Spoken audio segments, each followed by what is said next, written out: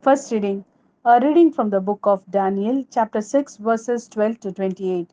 These men came along in a body and found Daniel praying and pleading with God. They then went to the king and reminded him of the royal edict. Have you not signed an edict forbidding anyone for the next 30 days to pray to anyone, divine or human, other than to yourselves, your majesty, on pain of being thrown into the lion's den? The decision stands, the king replied, as benefits the law of the Medes and the Persians, which cannot be revoked.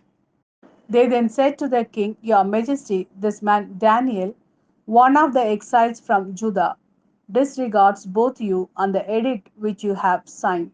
He is at his prayers 3 times each day. When the king heard these words, he was deeply distressed and determined to save Daniel. He racked his brains until sunset to find some way to save him. But the men kept pressing the king.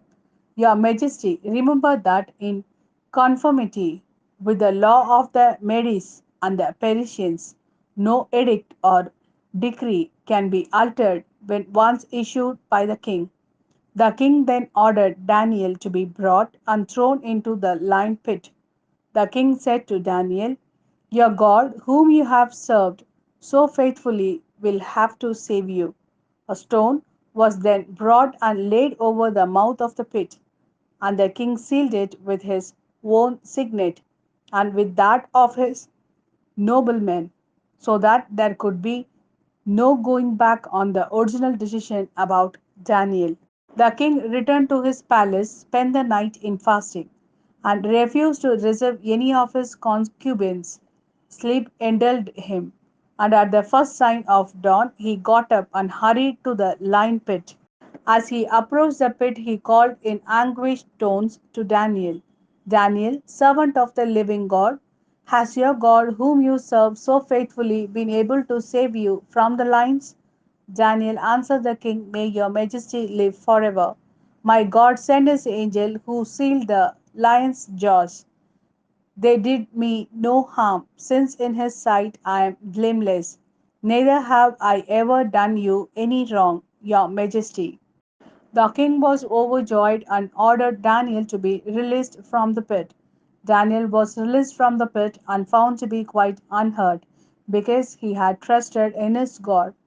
The king then sent for the men who had accused Daniel and had them thrown into the lion pit, and their wives and children too.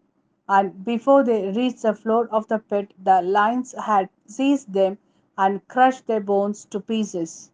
King Darius then wrote to all nations, peoples, and languages dwelling throughout the world, May you prosper more and more. This is my decree throughout every dominion of my realm.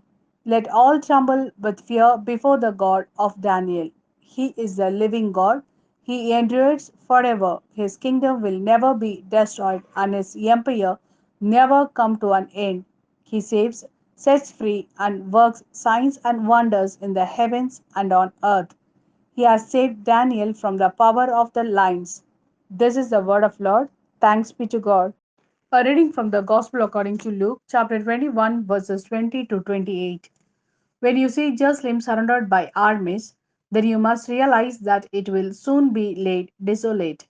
Then those in Judea must escape to the mountains. Those inside the city must leave it, and those in country districts must not take refuge in it. For this is the time of retribution, when all that Scripture says must be fulfilled. Alas, for those with child or with babies at the breast, when those days come.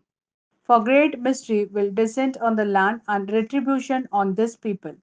They will fall by the edge of the sword and be led captive to every Gentile country.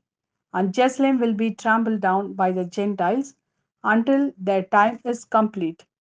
There will be signs in the sun and moon and stars, on earth nations in agony, bewildered by the turmoil of the ocean and its waves, men fainting away with terror and fear at what menaces the world, for the powers of heaven will be shaken.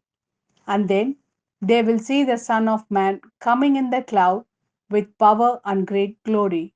When these things begin to take place, stand erect, hold your heads high, because your liberation is near at hand.